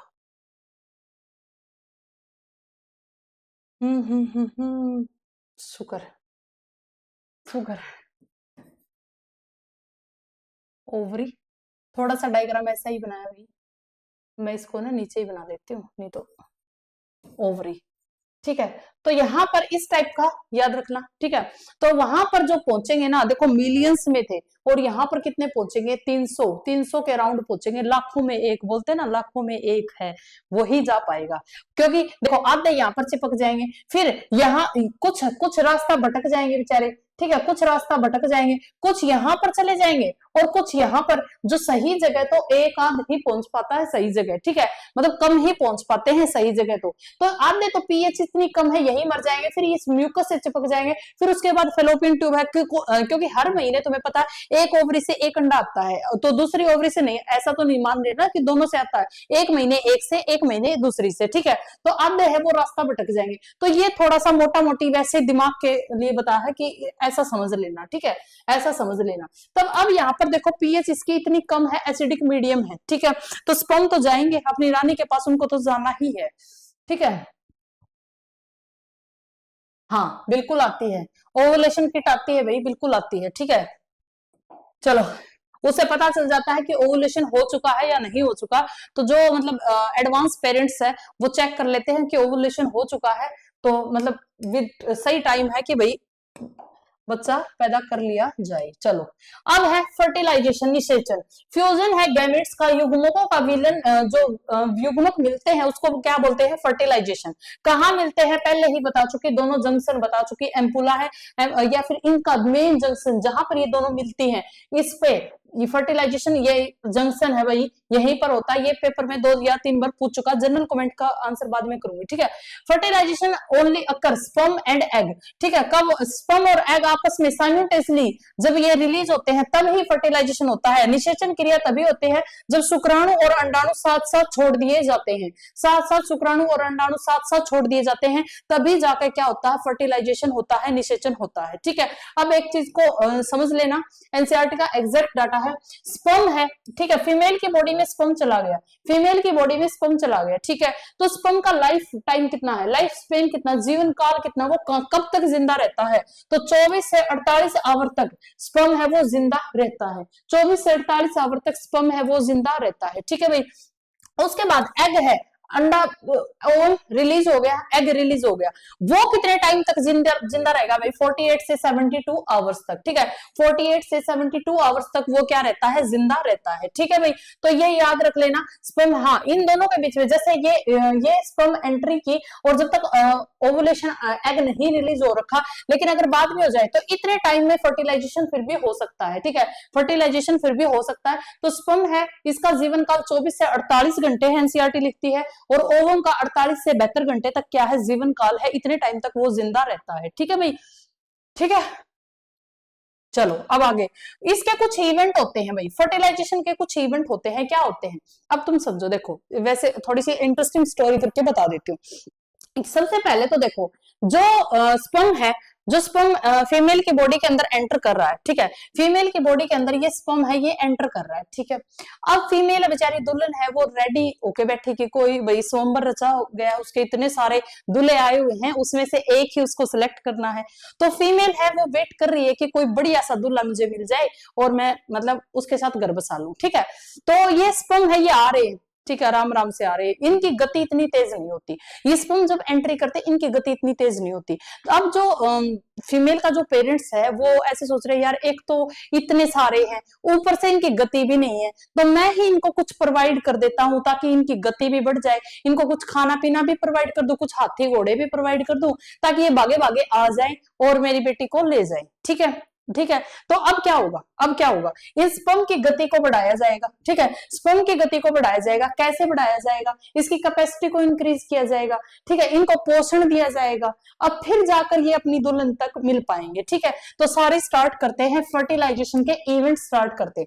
फर्स्ट इवेंट है कैपेसिटी को बढ़ाया जाएगा, कैपेसिटेंस इंक्रीज की जाएगी इनकी, ठीक है। कैपेसिटी होती है क्षमता, क्षमता को बढ़ाया जाएगा, कैसे बढ़ाया जाएगा? तो मैंने तुम लोगों को एक चीज बताई थी कि हमारा जो इस टाइप का स्पर्म होता है, ठीक है, इस टाइप का स्पर्म होता है, ये मैं बता चुकी हूँ तुम लोगों को, इस टाइप का करके मैंने तुम लोगों को बताया भी था, ठीक है। इस टाइप का स्पर्म होता है, इसके ये एक्रोसोम होता है, क्वेश्चन पूछा गया भाई तुम्हारा, एक्रोसोम है वो क्या होता है? तो मॉडिफाई गोल्जी बॉडी होता है, क्या होता है? मॉडिफाई गोल्जी बॉडी होता है। इसके अंदर ये माइटोकॉन्ड्रिया इस टाइप के मिडिल के अंदर प्रेजेंट होता है, ठीक है। ये हेड रीजन होता है, ये नेक रीजन होती है, ऐसे मैंने लिखा भी था, एक न्यूक्लियस होता है यहाँ पर ओवल शेप का, ये सारी चीजें मैं बता चुकी। अब यहाँ पर इसके ऊपर इस जो हमारा स्पर्म है, इसके ऊपर इस टाइप का एक ताज रखा है, एक ताज रखा है। वो ताज क्या है? क्योंकि इसकी प्लाज्मा मेम्ब्रेन के ऊपर एक ताज है, और वो ताज किसका है? ग्लाइकोप्रोटीन एंड कोलेस्ट्रॉल का। किसका है? ग्लाइकोप्रोटीन एंड कोलेस्ट्रॉल का। भाई स्पर्म के पास हर चीज है, तुम इसको छोटा मत मानो भाई। जो एक बेबी बना सकता है वो चाहे छोटी चीज है, मतलब वो बोलते ना कि क्या है कि हाइट में छोटा हूं बट दिमाग में नहीं, तो वही बात है, ठीक है, जिसके पास सब कुछ है।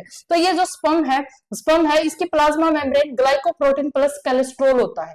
और कोलेस्ट्रॉल किसके लिए होता है? स्टेबल स्ट्रक्चर, इसकी स्ट्रक्चर वो मेंटेन रहे, इसकी स्ट्रक्चर वो मेंटेन रहे, ठीक है भाई, ठीक है मैम समझ गए।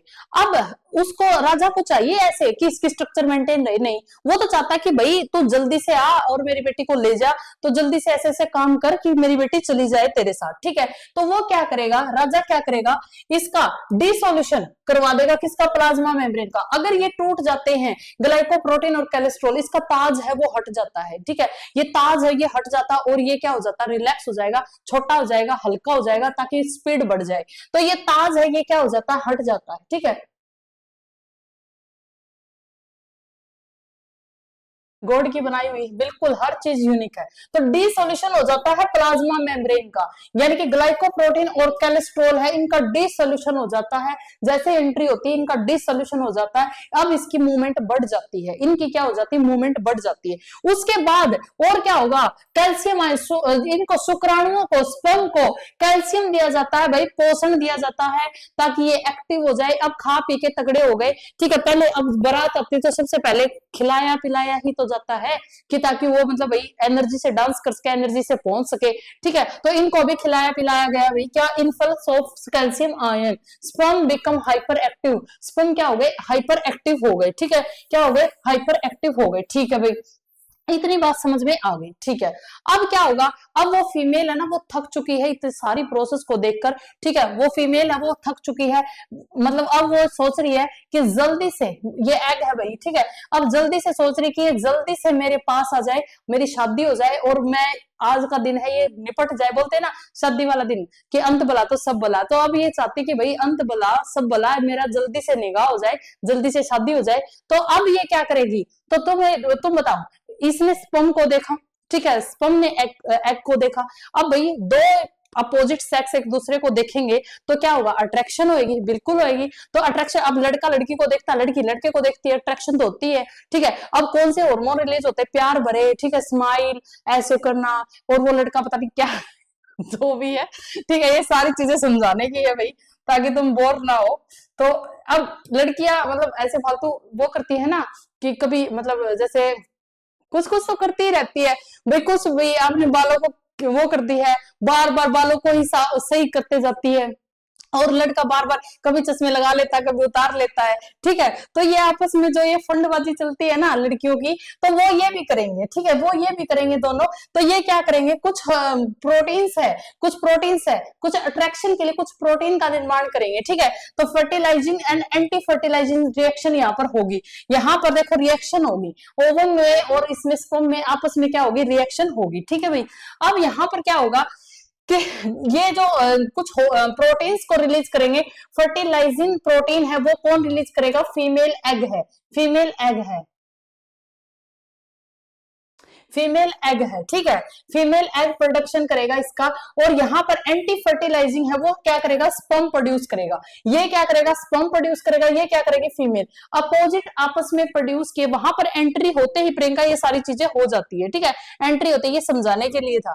तो अब देखो, अब ये देखो एंटी फर्टिलाइजिंग फर्टिलाइजिंग एक दूसरे से अपोजिट है, तो आपस में अट्रैक्ट करेंगे, अट्रैक्ट करेंगे तो रिएक्शन होगी, ठीक है। रिएक्शन होगी तो ये आपस में क्या हो जाएंगे, बॉन्ड बन जाएगा, ठीक है। Both protein help in fertilization, दोनों प्रोटीन हेल्प करेंगे आपस में फर्टिलाइजेशन के लिए। दे हेल्प इन क्लम्पिंग, ये चिपक जाएंगे आपस में, स्पर्म एंड ओवम, ठीक है भाई। आपस में चिपकने के लिए ये दोनों प्रोटीन को रिलीज करेंगे। फीमेल देखो ऐसे याद रख लेना, एफ एफ किसने रिलीज किया है, फीमेल ने रिलीज किया है, ठीक है। कैसे भी करके एफ से या फिर ई से कैसे भी कर लेना, ये फीमेल के द्वारा रिलीज किया गया है, ठीक है। मैम आप बहुत क्यूट हो, अच्छा, थैंक यू बहनी Sharma, thank you so much. चलो ये क्या है, ये क्या है, मेल ने रिलीज किया है, ठीक है। आपस में दोनों ने रिलीज किया, दोनों रिलीज करेंगे तो आपस में मिलेंगे भाई, मिलेंगे तो आपस में चिपक जाएंगे, बस यही तो चाहिए था इनको। ये क्या है, ग्लाइकोप्रोटीन है, ठीक है। और ये क्या है, एसिड प्रोटीन है, अम्लीय प्रोटीन है। ये क्या है, एसिड प्रोटीन है, अम्लीय प्रोटीन है। ये हो गई बात इन दोनों की, ठीक है भाई। अब इसके अंदर जो मेजर एक बात याद रखनी तुम लोगों को, वो क्या याद रखनी है कि फीमेल एग प्रोड्यूस करेगा इस प्रोटीन को, ठीक है। उसका कौन सा पार्ट प्रोड्यूस करेगा, उसका कौन सा पार्ट प्रोड्यूस करेगा, कौन रिलीज करेगा, तो याद रख लेना भाई, रिलीज बाय जोना पेल्यूसिडा, ठीक है। जोना पेल्यूसिडा क्या होती है अभी समझाऊंगी। जोना पेल्यूसिडा इसको क्या करेगी, रिलीज करेगी, ठीक है।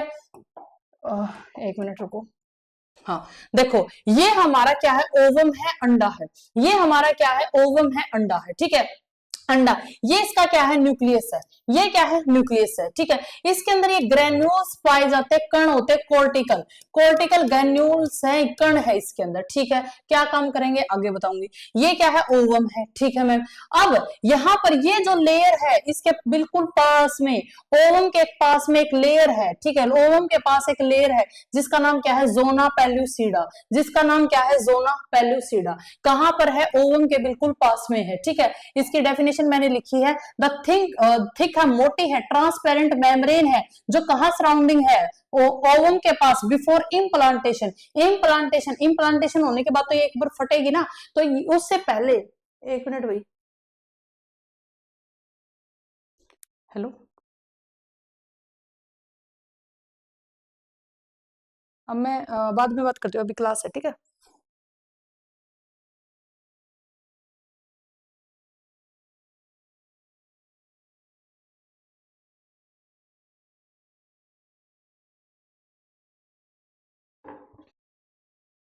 ठीक है। तो थिक ट्रांसपेरेंट मेम्ब्रेन है जो ओवम के बिल्कुल पास में चिपकी हुई है। ठीक है, ये देखो ओवम के बिल्कुल ये पास में चिपकी हुई है, तो इसका नाम क्या है, जोना पेलुसिडा। यही उस प्रोटीन को रिलीज करेगी, याद रख लेना, यही उस प्रोटीन, ये इसकी पक्की फ्रेंड है भाई, ये इसके पास हमेशा रहेगी जोना। ठीक है, जोना इसके पास ऑलवेज रहेगी, हमेशा रहेगी। ठीक है मैम, समझ गए। अब यहां से इस चार्ट को अच्छे तरीके से समझते जाना।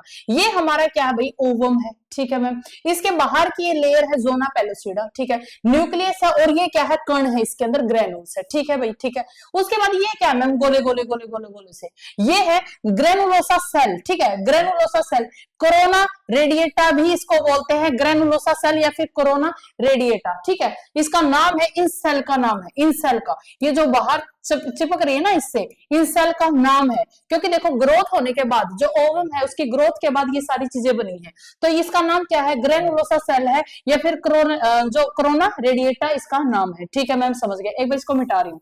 ठीक है, अब ये ओवम के बाहर की ये लेयर है, ये क्या है, प्लाज्मा मेम्ब्रेन है। इसको उलेमा भी लिखा मिल सकता है भाई, बात एक ही है, प्लाज्मा मेम्ब्रेन या फिर ओवम की वजह से इसका नाम क्या है, उलेमा। ठीक है, उलेमा ओवम की जो बाहर की प्लाज्मा मेम्ब्रेन है वही है। ठीक है, इसके बीच में एक द्रव्य है, इन सेल्स के बीच में एक द्रव्य है, हायरलोनिक एसिड बोलते हैं इसको, हायरलोनिक एसिड बोलते हैं इसको। इनके बीच में ग्राउंड सब्सटेंस है, एक द्रव्य है, ground substance between granulosa cell. ठीक है, ग्रेनुलोसा सेल के बीच में एक ग्राउंड सब्सटेंस है, हायरलोनिक एसिड। ठीक है, हायरलोनिक एसिड, बहुत एड भी आती है भाई, हायरलोनिक हायरलोनिक। चलो ठीक है, समझ गए तुम। ठीक है मैम, समझ गए।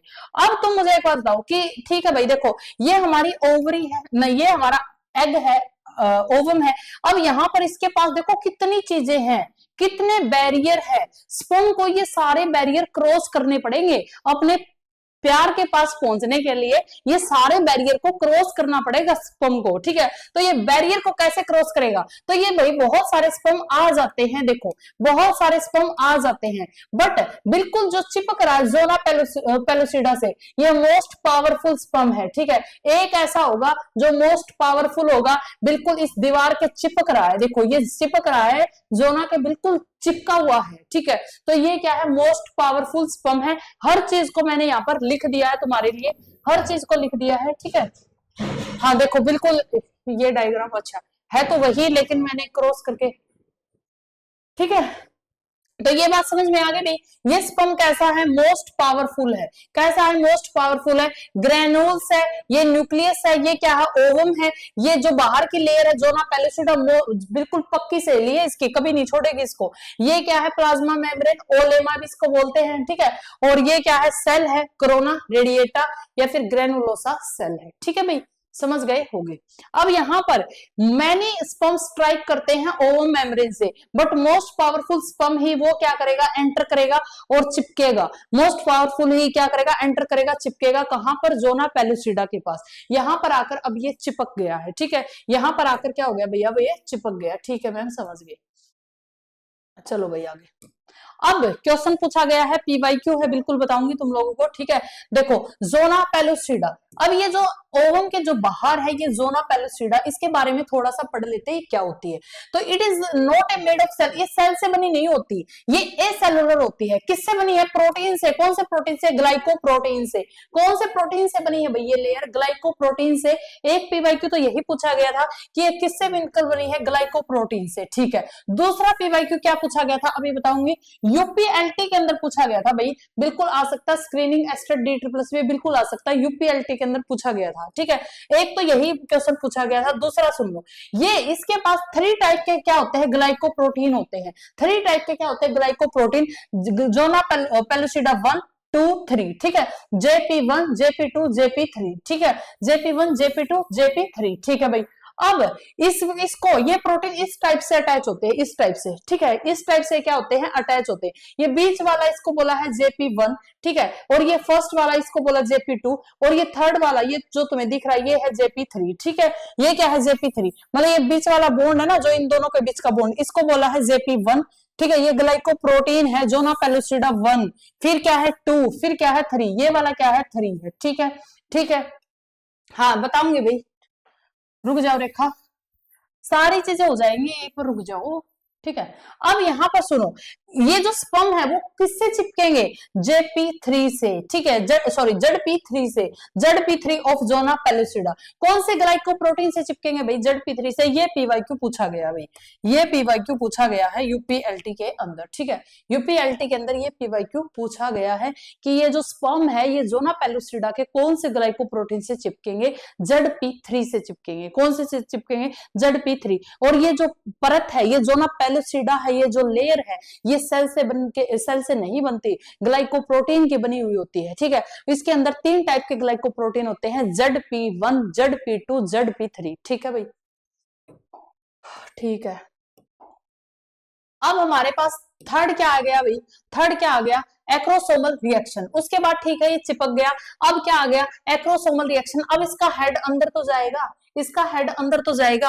अब आ गया एक्रोसोमल रिएक्शन। इसके अंदर क्या होता है, जो इसमें मैंने तुम्हें बताया था, इसके अंदर एंजाइम होते तकड़े लेवल के। देखो ये क्वेश्चन तुम्हारा पूछा गया है एस्टेट के अंदर कि जो एक्रोसोम है, स्पर्म का जो एक्रोसोम है, मैं दिखाई देती हूँ क्योंकि मुझे बड़ा बुरा लगा भाई। कल एक लड़के ने मुझसे, लड़का था लड़की थी जो भी था, उसने मुझे बोला कि मैम आप जो क्वेश्चन बोलते हो क्या वो होते हैं या नहीं होते, मतलब या फिर हमें पढ़ाने के लिए बोलते हो, कुछ ऐसा सा मैसेज था उसका। था तो बड़ा क्यूट सा मैसेज, ऐसा नहीं था कि कुछ ऐसा था। लेकिन भाई टीचर पे विश्वास करोगे ना तभी मतलब थोड़ा सा ये होगा, अगर विश्वास नहीं करोगे तो दिक्कत है फिर, ठीक है, ठीक है। Acrosome of sperm is form which part of spermatid, ठीक है, मतलब कौन सी कोशिका होती है जहां से ये बने होते हैं, स्पर्मेटिड। चलो भाई बताओ,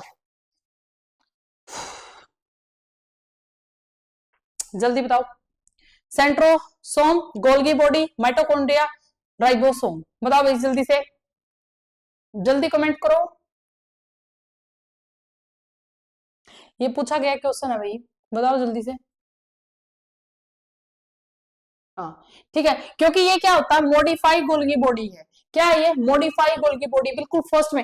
अब अगर मैं ये क्वेश्चन नहीं दिखाती तो तुम माइक्रोसोम को ऐसे ही मान लेते। इसका मतलब तुम इतना विश्वास रखो, जो कंटेंट तुम लोगों को पढ़ाया जा रहा है एज इट इज पेपर में पूछा जा रहा है, ठीक है। और मैं बिल्कुल ऐसे बोलती हूँ कि भाई कुछ नहीं मिलेगा तुम्हें बोर्ड से बाहर, ठीक है, इतना यकीन तुम लोगों को होना चाहिए, ठीक है। और इतना डिटेल में वैसे ही तुम लोगों को पढ़ाया जा रहा है तो थोड़ा सा विश्वास रखा करो भाई, ठीक है। चलो, एक्रोसोम, हाइड्रोलिटिक एंजाइम, इसके अंदर क्या होते हैं एंजाइम, मैंने बताया था। एंजाइम का नाम बताओ जल्दी से, क्या बताया था मैंने। इसके अंदर क्या होते हैं, हाइड्रोलिटिक एंजाइम होते हैं। तो ये जब एंट्री करेगा तो ये भी फट जाएगा भाई, ये भी फट जाएगा, ठीक है। एक्रोसोम रैप्चर हो जाएगा और रिलीज हो जाएंगे एंजाइम। इसके एंजाइम है ये क्या हो जाएंगे, रिलीज हो जाएंगे, खुल जाएंगे। अब जब स्पर्म के ये एंजाइम रिलीज होंगे तो किस किस को डाइजेस्ट करेंगे वो हमें पढ़ना है। ये किस किस को डाइजेस्ट करेंगे, ठीक है। तो सबसे पहले तो ये किसको, जो ये हाइलुरोनिक एसिड है, हाँ नहीं बिल्कुल भाई। देखो मेरी एक हैबिट है, मेरे पास अब तो स्मार्ट बोर्ड है, पहले तो मेरे पास व्हाइट बोर्ड होता था, ठीक है, वो जब मैं यूट्यूब पे पढ़ाती थी तो मेरी आदत ये होती थी, जब भी क्वेश्चन दिखता था मुझे कि ये क्वेश्चन पूछा गया तो मैं उसको सारे क्वेश्चन को लिखती थी, ठीक है, कि ये पूछा गया है, ये पूछा गया है। अब तो चलो फैसिलिटी है, स्क्रीनशॉट लिया और अटैच कर दिया तुम्हें दिखाने के लिए, ठीक है। उस टाइम भी मेरे को ये था कि तुम्हें आइडिया रहना चाहिए कि हम लोग क्या पढ़ रहे हो, पेपर में क्या चीज पूछी जाती है। हाँ, बहुत ज्यादा पढ़ना मैटर कभी नहीं करता, एग्जाम ओरिएंटेड पढ़ना मैटर करता है भाई, ठीक है, कि तुम्हारे पेपर में क्या वो चीज पूछी जाती है जो मैं पढ़ा रही हूँ, बस वो मैटर करता है। मेरी नॉलेज बिल्कुल मैटर नहीं करेगी अगर तुम्हारे एग्जाम में वो क्वेश्चन ना मिले तो, चाहे मैं कितनी भी पढ़ लूं, मेरा कुछ भी क्लियर हो, मैं PhD कर जाऊं या कुछ भी कर जाऊं, लेकिन मेरी नॉलेज तुम्हारे लिए मैटर वो नहीं करती। मैं अगर मेरे नॉलेज कम है फिर भी तुम्हारे सारे क्वेश्चन बन रहे वो ज्यादा मैटर करता है, ठीक है। तो ये चीज को हमेशा याद रख लेना, बहुत पढ़ना, ये पढ़ा दो, ये पढ़ा दो, ये पढ़ा दो, कभी मैटर नहीं करता। सिर्फ जो एग्जाम में पूछा जाता है वो हम लोग क्या क्वेश्चन बन पा रहे हैं क्या, बस वो देख लो तुम, ठीक है। चलो, अब ये सबसे पहले दो एक एंजाइम, भाई डेज लग जाए तो एंजाइम का नाम है, और जो ये एसिड है हाइलुरोनिक एसिड, इसी को क्या करेगा, नाम से ही क्लियर है, यही नाम है, और इसी को क्या कर देगा, खा जाएगा। तो सबसे पहला इसको देखो, ये ओवम था हमारा, ये क्या थी, जोना पेलिसुडा थी, ठीक है। और यहाँ पर ये सेल है, ठीक है, इस सेल के बीच में ग्राउंड सब्सटेंस मैंने बताया था। तो सबसे पहले जो स्पर्म है, स्पर्म का जो एक्रोसोम है, इससे एंजाइम निकले, तो सबसे पहले तो इस एसिड को ही खा जाएंगे, इस एसिड को ही डाइजेस्ट कर जाएंगे, ठीक है। उसके बाद जो दूसरा जो ये सेल है, ये जो सेल मैंने बताई थी कोरोना रेडिएटा, इसको पेनिट्रेट करने के लिए एक एंजाइम है, कोरोना पेनिट्रेटिंग एंजाइम, ठीक है, पेनिट्रेट कर जाएगा इसको भी खत्म कर देगा। तो इन सेल को भी खत्म कर देगा, इट डाइजेस्ट कोरोना रेडिएटा को भी क्या कर जाएगा, डाइजेस्ट कर जाएगा। सबसे पहले तो इस लिक्विड को डाइजेस्ट करेगा, फिर इसको डाइजेस्ट कर जाएगा, कोरोना रेडिएटा को, ठीक है। उसके बाद थर्ड एंजाइम है एक्रोसिन बोल लो, जोनालाइसिन बोल लो, जो डाइजेस्ट करेगा जोना पेलिसुडा को, जो इसकी पक्की फ्रेंड है, पक्की सहेली है। बट ये बात याद रख लेना, बस वही लास्ट ही स्लाइड है, बस ये बात याद रखना तुम लोगों को कि जोना पेलिसुडा है वो कंप्लीट डाइजेस्ट नहीं हो पाती। अगर वो कंप्लीट होगी तो और स्पर्म एंट्री कर जाएंगे। तुम लोगों को पता है, ओवरी के अंदर जैसे स्पर्म एंटर होता है तो ओवरी सील कर लेती है खुद को, ताकि दूसरा स्पर्म अंदर ना आ पाए, ठीक है, वो बिल्कुल सील कर लेती है। उसके लिए बहुत सारी चीजें होती है, ठीक है, हाँ, उसके लिए बहुत सारी चीजें होती है जो रिस्पॉन्सिबल होती हैं। तो इसने क्या किया, जोना जो पेलिसिडा है इसको भी क्या कर लिया, डाइजेस्ट, पर सारी को डाइजेस्ट नहीं कर पाया। सारी को डाइजेस्ट करेगा तो और स्पर्म अंदर आ जाएंगे। तो ओवरी, खास ध्यान रखना, ये ओवरी है, ये स्पर्म है, एंट्री होते ही ओवरी सील कर लेती है अपने आप को, ठीक है। उसके बाद डीएनए मिलता है दोनों का, ठीक है, किसका, अंडे का और स्पर्म का क्या मिलता है, डीएनए मिलता है। उसके बाद एक बच्चे की फॉर्मेशन होती है, जो आगे पढ़ेंगे, ठीक है। हाँ भाई, बस थोड़ा सा ही है। तो फर्स्ट जो स्पर्म है एंटर करेगा, देखो ये फर्स्ट स्पर्म है, ये एंटर कर रहा है, ठीक है। तो इसकी जो प्लाज्मा मेम्ब्रेन है, ये जो प्लाज्मा मेम्ब्रेन है, ये ऊलिमा है, ये कोन टाइप स्ट्रक्चर बना लेगी, इस टाइप की, ठीक है। इसको क्या बोलते हैं, फर्टिलाइजिंग कोन। ये कोन टाइप स्ट्रक्चर बना लेगी भैया, ऐसे फर्टिलाइजिंग कोन इसको बोला जाता है, ठीक है। अब यहां पर इसने देखो ये कोन टाइप स्ट्रक्चर बना ली, बाकी सारा सेम है, ठीक है। हाँ, एग खुद को सील कर लेता भाई, मैं गलती से बोल गई, ठीक है। ओवरी सील नहीं करती, एग सील कर लेता, बस समझ जाओ तुम, ठीक है। चलो भाई, अब यहां पर देखो ये एंट्री कर दी इसने, कोन बना लिया, ठीक है, कोन बना लिया। यहां से स्पर्म एंट्री करेगा, ठीक है, स्पर्म एंट्री करेगा। अब यहां पर क्या क्या चीजें होगी वो याद रख लेना।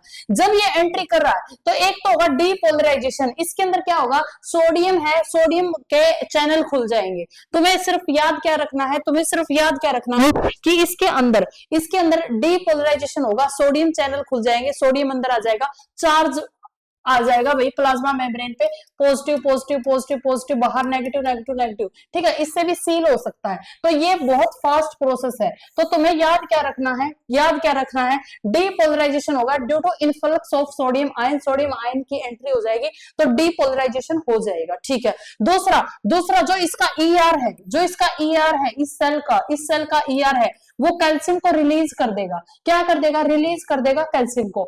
जैसे ही कैल्शियम रिलीज हुआ, यहां पर कैल्शियम रिलीज होते ही क्या होगा, ये जो ग्रेनुल्स है ना, ग्रेनुल्स है, जो ये कण है, ये बाहर की तरफ भागेंगे, ये बाहर की तरफ जाएंगे, एक्सोसाइटोसिस करेंगे, ग्रेनुल्स बाहर की तरफ जाएंगे, एक्सोसाइटोसिस करेंगे, और एक्सोसाइटोसिस करते ही ये ग्रेनुल्स बाहर जाएंगे, ठीक है। तो ये क्या करेंगे, एक जोनर रिएक्शन होगी, जिसमें जो ये जोना पेलिसिडा है, ये थिक हो जाएगी, हार्ड हो जाएगी। कैसी हो जाएगी, थिक हो जाएगी, और क्या हो जाएगी, हार्ड हो जाएगी। क्या मेरी बात तुम लोगों को समझ में आई।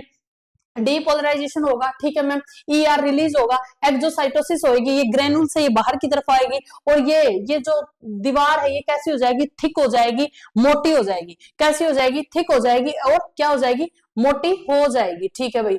चलो आगे फ्यूजन तो कल की क्लास में ही पढ़ाऊंगी, आगे वैसे मैंने डाला भी नहीं फ्यूजन के लिए। तो ये बात समझ में आ गई भाई तुम लोगों को, ठीक है। जैसे ही स्पर्म एंट्री करेगा, एग अपने आप को सील कर लेता है, बिल्कुल बंद कर लेता है, ताकि दूसरा स्पर्म एंट्री ना कर सके, ठीक है। उसके लिए बहुत सारी चीजें होती है, डीपोलराइजेशन होता है, सोडियम का चैनल खुल जाते, सोडियम अंदर आ जाता है, डीपोलराइजेशन हो जाता है प्लाज्मा मेम्ब्रेन में, ठीक है। ये सोडियम पोटेशियम चैनल मैं बता भी चुकी हूँ जब मैंने प्लाज्मा मेम्ब्रेन तुम लोगों को करवाया था, ठीक है। ठीक है, उसके बाद ईआर रिलीज हो जाएगा, कैल्शियम, यहां से कैल्शियम, जैसे ही कैल्शियम निकलेगा, जैसे ही कैल्शियम रिलीज करेगा, नहीं महक, ZP3 आएगा, ठीक है। अभी रहती है हमेशा, और क्लास है अभी इसकी, अभी तो है ये, टॉपिक। अभी इम्प्लांटेशन रहता है हमारा, ठीक है, अभी तो फ्यूजन होगा, फिर इम्प्लांटेशन होगा, है 2-3 क्लास और है, ठीक है, क्योंकि ये टॉपिक है ना अपने आप में बहुत ही बड़ा टॉपिक है, और मैं कुछ भी नहीं छुड़वा रही, तुम्हें हर चीज समझा रही हूँ। और तुम्हारे ऐसा नहीं है कि मैं समझा रही हूँ तुम्हें एक्स्ट्रा, तुम्हारे पेपर में क्वेश्चन भी पूछे जाते हैं भाई, तुम्हारे पेपर में क्वेश्चन भी पूछे जाते हैं, ठीक है, तुम्हारे पेपर में इतने ही क्वेश्चन आते हैं यहीं तक, ठीक है। तो चलो भाई, ठीक है भाई, अब मंडे से 2 सेशन बॉटनी एंड जूलॉजी, ठीक है, तो स्टार्ट कर दूंगी मैं, एक तरफ जूलॉजी एक तरफ बॉटनी। सेक्सुअल रिप्रोडक्शन हम लोग सबसे पहले प्लांट्स का पढ़ेंगे, उसमें फिर मॉर्फोलॉजी पढ़ेंगे, इसका ये खत्म करते ही एनिमल किंगडम में यहीं पर स्टार्ट करवा दूंगी। तो तुम्हारे 4 मेजर इंपॉर्टेंट टॉपिक जो यहाँ से क्वेश्चन आते हैं बहुत, ये खत्म हो जाएंगे। फिर तुम्हारा एक इकोलॉजी है जो करवाना मुझे, जेनेटिक्स करवाना है, ठीक है, वो छोटे छोटे है, वो ज्यादा बड़े नहीं है, ठीक है। एस्टेट में कितने क्वेश्चन आते हैं मैम, कौन से टॉपिक से या फिर टोटल? अमीशा, टोटल पूछ रहे हो या टॉपिक से पूछ रहे हो? ये टॉपिक कम से कम भाई 2 क्वेश्चन तुम्हें देके जाएगा, ठीक है, एक तो कहीं नहीं गया, एक क्वेश्चन तो हमेशा ही, लेकिन 2-2 क्वेश्चन देखे मैंने, अभी जितने देखे हैं मैंने। एस्टेट की बात करूं तो 2 क्वेश्चन यहाँ से आते हैं, डी ट्रिपल्स की बात करूं तो एक पेपर में 3 क्वेश्चन भी आए हुए हैं, ठीक है, लगा के देख लेना। और हाँ, डी ट्रिपल एस वाले बच्चों से मैं इतना बोलती हूँ भाई, बेसिक सिलेबस नहीं आता, एडवांस आता है, ठीक है। एक बार 2021 में पेपर आसान आ गया तो कोई बात नहीं, लेकिन 2018 वाला पेपर उठा के देख लेना, 11th-12th कंप्लीट भरी पड़ी थी उसके अंदर, ठीक है। तो अपनी जो तैयारी है वो बिल्कुल डीप ही करो, और स्क्रीनिंग वाले बच्चे हैं इसके अंदर अभी, तो उसको मैं बता देती हूँ, जो कंटेंट करवा रही हूँ बिल्कुल डेप्थ का करवा रही हूँ 11th-12th, ठीक है। उसके बाद तुम्हारी बैच को अलग कर देंगे, उसके बाद तो तुम्हारा और भी अच्छा, मतलब सारी चीजें, ठीक है।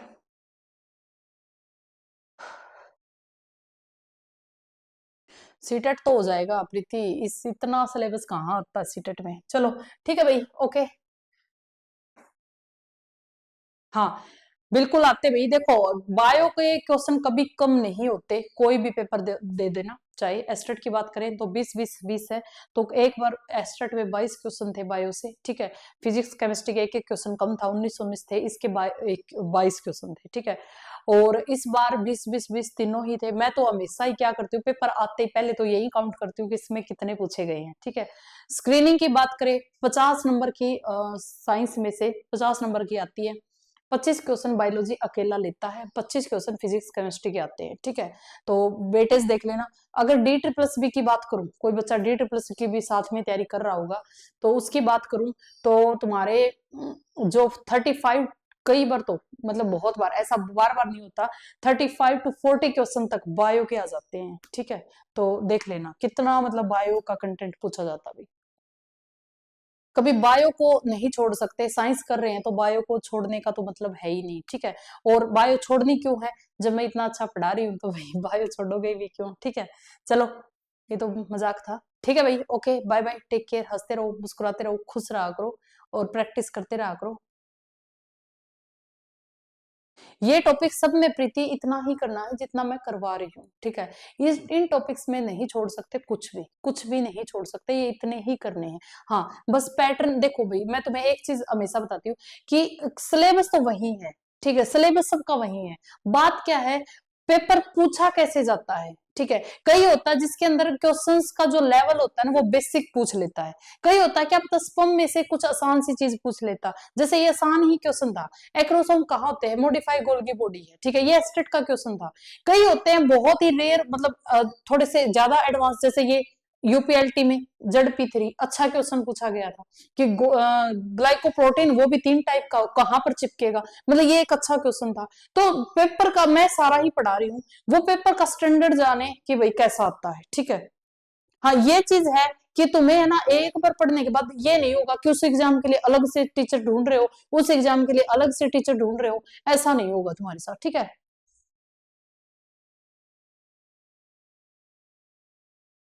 अच्छा ठीक है नीरू, ठीक है, आगे से ध्यान रखेंगे इस चीज का, ठीक है।